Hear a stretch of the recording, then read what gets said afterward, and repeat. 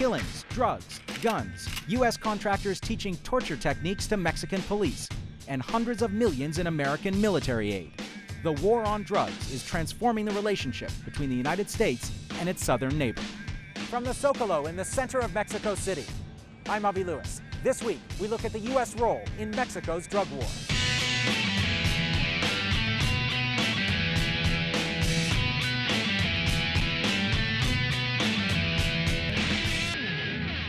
You may not know it, but there's a war going on in Mexico, a drug war. In the media, it's usually portrayed as a campaign by President Felipe Calderón to smash the power of the drug cartels. In fact, in a business as big as the drug industry, transporting 90% of the cocaine destined for the United States, drug mafias and law enforcement are deeply intertwined. What's clear is that the bodies are piling up in this country, 1,800 killings so far this year alone. We've come to Mexico to look at the role of the United States. From the 2,000 illegal guns pouring over the border from America every single day, to the $400 million in annual military aid that the U.S. government is giving to Mexico, to the scandal that erupted recently over U.S. security contractors training Mexican police in torture techniques. Later in the show, we'll try to untangle the many threads of this complex political moment. But first, the human toll and the trail of guns. Here's Mike Kirsch with more.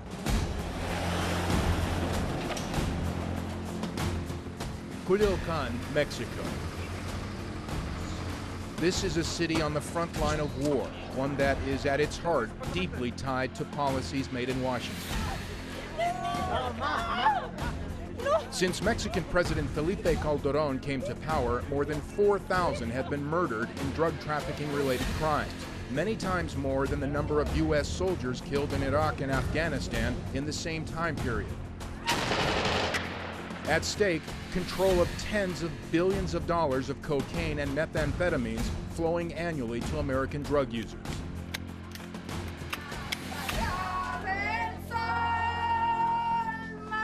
It's not just the traffickers who are being killed. Dozens of civilians have been caught up in the crossfire, journalists assassinated, and hundreds of Mexican security forces gunned down.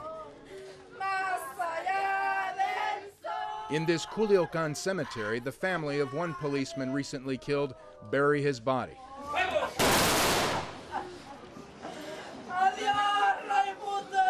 He's being laid to rest in a modest grave next to the extravagant mausoleums built for slain drug traffickers. It's always tough when you lose one of your men. For Police Commander MANUEL HERNANDEZ, seeing his men fall has become a regular occurrence, and the fear of being killed is beginning to take its toll. Of course I'm scared. I'm a human being, and I would be scared or otherwise I would be crazy. But I'm more scared of not doing my duty for Mexico, out of fear for my life. His officer's death is not expected to be the last. Dozens of graves here are being dug to accommodate the growing casualties. The violence in Sinaloa, home to some of the largest drug cartels in Mexico, is taking place on a massive scale. The capital, Culiacán, averages 4 executions a day. We followed local journalists and police on what has become a grisly daily ritual. On the streets, it seems that the huge number of security forces are completely powerless to stem the violence. Bodies are discovered almost on the hour in all parts of the city.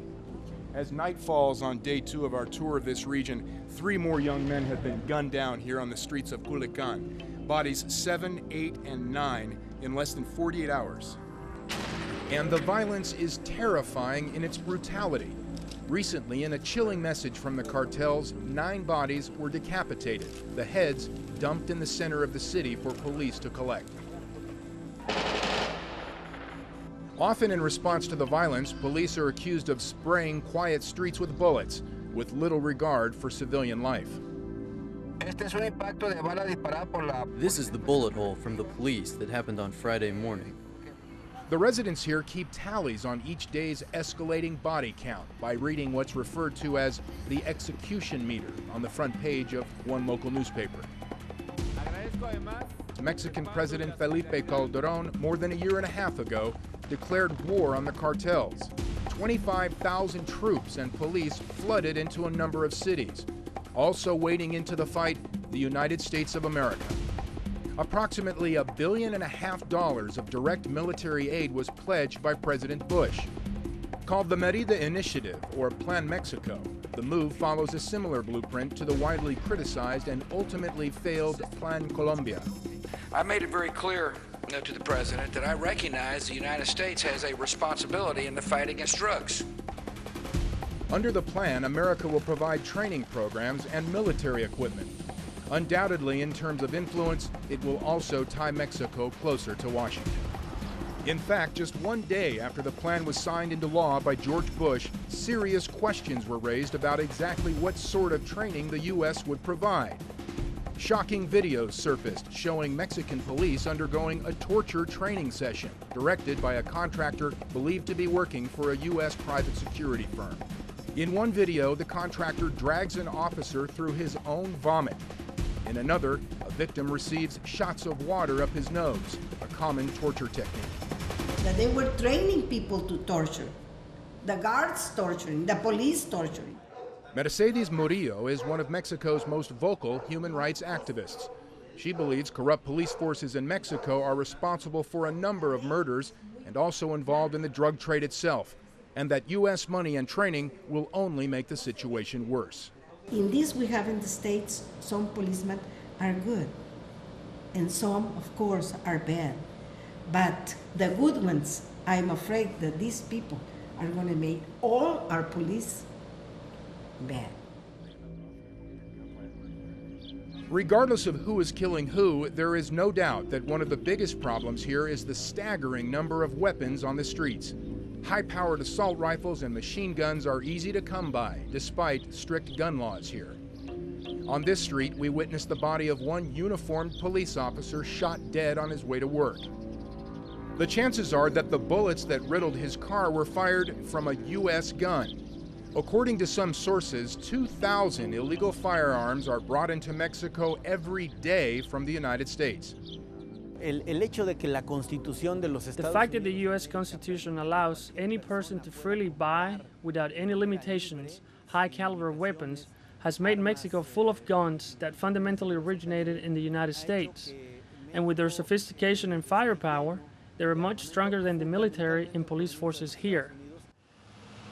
So in a game of supply and demand, the drugs flow into America, U.S. guns flow into Mexico.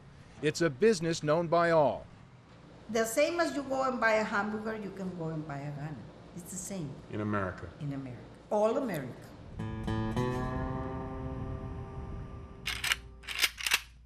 One such weapon was traced to this Texas gun shop just across the border from Ciudad Juarez. Kalashnikovs sold here, like this one made in Las Vegas, Nevada, are now easier to buy after the Bush administration in 2004 failed to renew a ban on assault weapons and are now pouring into Mexico. As long as the people over there are willing to pay $5,000 for a gun that you can buy for $600 over here, somebody's going to try to sneak one across the border. Oh, it's anywhere you want to cross. The federal government, according to Texas Sheriff Arvin West, has done little to stop the flood of weapons into Mexico.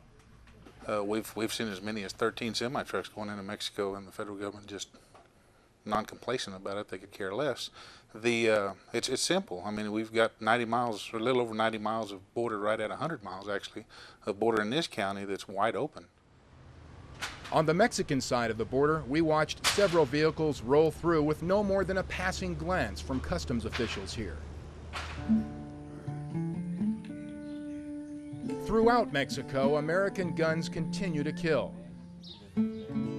Just weeks ago in the small town of El Pozo, 13 people were murdered, one of them a 14-year-old boy. The evidence of what happened here we found littered across the ground. They're afraid that people will come and that when they find them, they'll shoot them. Like refugees in a war zone, many residents are now packing up to leave. They believe the worst is yet to come. Critics say that Plan Mexico is following a tried and failed U.S. policy on drugs. As long as Washington continues to focus on cutting the supply to the U.S., Rather than treating the drug problem from within, questions must be asked about its complicity in the escalating violence seen across the border. For those on the streets, the war goes on, fueled by America's guns on both sides. So they mixing security with fear. They mixing security with politics. And they mixing security with lies. What Mexico needs to do is enforce the laws that they've got. Start putting some of these bad guys in jail. We have more people dead right now than in Iraq. I guarantee our guys will go down there and, for lack of better words, will kick ass and take names. Because it's the same, it's a war. Back here in Mexico City, the capital is buzzing with debate about the drug war, the torture scandal, and Plan Merida, otherwise known as Plan Mexico, the U.S. aid and military package being negotiated with the Mexican government. To get a taste of that discussion here in Mexico, we brought together two people with different points of view.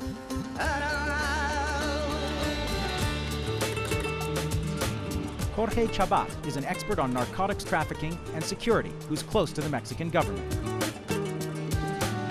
And Laura CARLSEN is the director of the Americas Policy Program here in Mexico City and a prominent critic of the Merida Initiative, also known as Plan Mexico. The official story is that the president has taken on the drug cartels and has asked the United States for its assistance. That's what we read in the mainstream news. Laura, what's missing from that picture? What's your version of what's going on in the drug war generally? Well, there's certainly no question that Mexico has a major problem with the drug cartels and drug-related violence, like 2,000 deaths a year.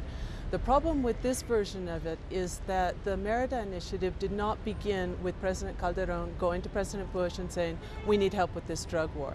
It began a long time ago in the Security and Prosperity Partnership as part of Bush's idea of what they call pushing the perimetry of the security of the United States out into Mexico and Canada. So the SPP is sort of the successor to NAFTA. It's a trade and integration initiative on the part of the NAFTA countries. And for the first time it has security, and so Mexico, through this plan, Mexico has to take on many of the priorities of the United States. It's counter-narcotics, but it's also counter-terrorism and border security under a very militarized model that Bush is famous for throughout the world. Jorge, this is not the version that we're getting of Mexico's government taking on the drug cartels. I wouldn't agree that the war on drugs is not a priority of Mexico. Maybe we can discuss about the war on terrorism, but well, I cannot discard that there is some terrorist attack to Mexico. But the fact is that it seems that both countries benefit from this collaboration. In the end, we are facing transnational threats, and the only way to face them is a collaboration between the U.S. and Mexico and maybe other countries. So this $400 million a year so far that's been approved in the first year of U.S. military aid and training for the Mexican government in its war on drugs, this is a collaboration, Laura, that's benefiting both countries. I don't believe it's a collaboration. If you look at the package itself, first of all, there's no cash that goes to Mexico. So what it is, it's equipment and training, which means that the lion's share of the packet remains with U.S. companies, both defense contractors, IT companies, and increasingly those private security companies that are responsible for so many human rights violations throughout the world. That doesn't sound like collaboration. Well, it sounds like another U.S. defense boondoggle where a big threat is used to transfer money to defense companies. Well, actually, is Mexico receiving some help from the United States?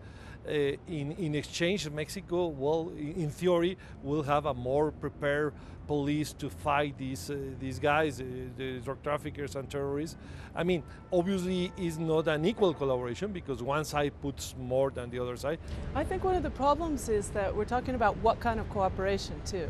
Because this is a very specific model for addressing drug issues and organized crime, and it's a military model. Yeah. It's very similar to the model we had in Plan and have still in Plan Colombia. And if there's one thing we know about that experience is that it doesn't work. So let's talk about that, the military approach to fighting drugs. It hasn't been a success in Colombia, where more coca is being grown despite billions of dollars in U.S. military aid. Why would it be a success in Mexico? Well, it depends what's the purpose of fighting drug traffickers with the military. I have the impression that the purpose is not to stop the production of drugs or traffic of drugs, is to put a limit to the power of drug traffickers, to reduce the violence, which is certainly not happening right now. I mean, this is basically the purpose. Obviously, if you try to stop the flow of drugs to the United States, No, forget it. That is not going to happen with the military or without it. I mean, it would be refreshing to hear someone in government admit that. Because well, there's nothing to address the demand side. I mean, there's 14 million narcotics users in the United States. Yeah, but they are not supposed to say that, though. As long as you have that supply, and as long as you have that demand and such a lucrative business involved, you'll never be able to stop it.